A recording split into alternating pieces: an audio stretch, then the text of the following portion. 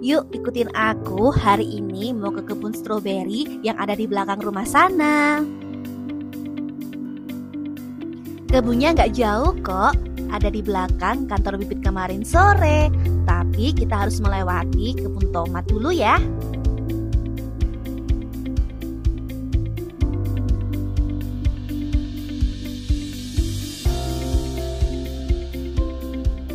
Jadi, di bibit kemarin sore menyediakan berbagai jenis bibit stroberi yang unggul-unggul. Ada jenis California, Mencir, Merlan, Kelly Bright, dan Saga Honoka dari Jepang.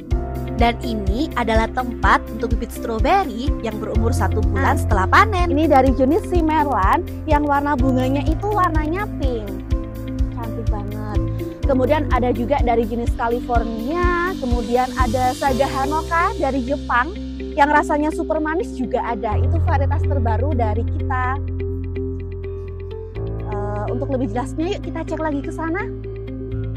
Nah, karena diambil bibitnya, untuk tanaman indukan stroberi sendiri ini hanya mampu bertahan produksi bagus stabil itu di 1 tahun. Jadi setelah 1 tahun kita harus bongkar dan kita ganti dengan yang baru kayak gini nih ya. Harus kita remajakan lagi supaya nanti produktivitasnya tinggi lagi guys. Nanti kalau kita paksa dia sampai berumur 2 tahun, 3 tahun baru kita ganti, nanti produktivitasnya bisa rendah.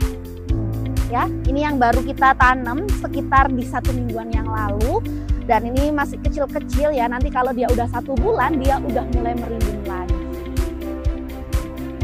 Nah, untuk yang di belakangku sama yang ada di sekitarku ini adalah yang indukan stroberinya. Jadi untuk yang indukan stroberi kita nanamnya juga ada di polybag seperti ini. Ukurannya 40 x 40 ya.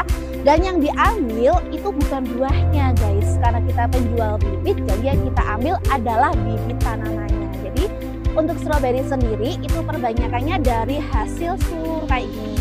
Jadi ini nanti bakal dikasih polybag kosong, yang ini nanti bakal diarahkan dan dikasih kayu kecil. Jadinya seperti ini nih. Nah ini nih yang udah jadi. Ya, jadi dia bersulur dikasih pot kosong, dia bakal bertumbuh di sini. Nih, kalau akarnya sudah keluar gini, jadi dia udah siap untuk dipotong.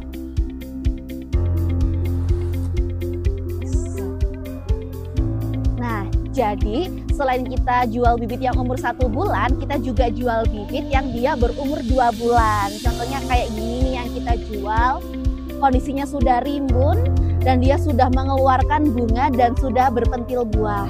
Ya, jadi yang kita kirim itu bukan buahnya yang berwarna merah. Karena apa? Nanti kalau kita kirim warnanya buahnya merah itu biasanya busuk di perjalanan. Seperti itu. Kebetulan yang aku pegang ini dari jenisnya si Merlan yang warna bunganya pink cantik. Yuk kita bersihkan dulu gulma-gulmanya guys ya. Jadi harus kita kuning-kuning juga seperti ini. Tujuan dari pembersihan gulma di tanaman stroberi adalah yang pertama, mengurangi persaingan hara dan air. Gulma biasanya tumbuh lebih cepat dan rakus menyerap nutrisi serta air dari media tanam. Kalau dibiarkan, bibit stroberi jadi kalah saing dan pertumbuhannya terhambat. Selanjutnya, yuk ikutin aku untuk panen buah stroberi yang ada di kebun bawah. Jadi, stroberi kami tidak berada di satu tempat, melainkan terdapat di beberapa tempat ya. Ini dia kebun stroberi yang ada di bawah rumah. Di sini juga sama, terdapat berbagai indukan jenis stroberi yang unggul-unggul.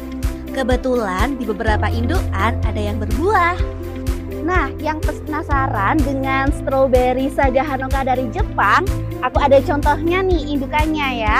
Besar banget buahnya segini guys tuh kan. Ini juga tadi Saga Honoka yang aku petik buahnya, tapi masih besaran yang ini. Dan untuk rasanya super manis banget.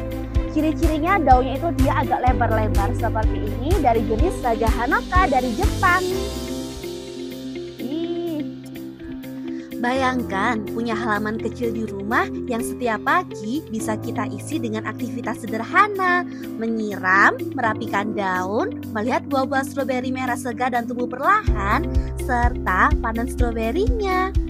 Stroberi bukan sekedar tanaman hias yang cantik dipandang, tapi juga punya nilai jangka panjang kalau dirawat dengan benar. Satu pohonnya aja bisa produktif selama 2-4 tahun, bahkan lebih kalau dirutin dilakukan peremajaan. Artinya, sekali menanam, kita bisa panen berkali-kali. Dari bunga putih mungil berubah menjadi buah merah ranum yang manis dan segar. Anak-anak pun pasti senang melihat proses ini, karena stroberi memberi pengalaman belajar tentang sabar, konsistensi, dan hasil kerja keras. Menanam stroberi di rumah juga tidak membutuhkan lahan yang luas, cukup pot, polybag, atau rak vertikal di teras. Yang penting sinar matahari cukup, air terjaga, dan media tanamnya gembur. Keuntungan lain, stroberi ini bisa kita kelola sesuai kebutuhan. Mau dipanen untuk konsumsi pribadi, dijadikan selai, jus, dessert, sampai peluang jualan buah segar dan bibitnya. Dari sisi jangka panjang, stroberi punya nilai ekonomi yang stabil. Permintaan buah stroberi di pasaran cenderung tinggi, apalagi kalau hasilnya organik dan bebas pestisida.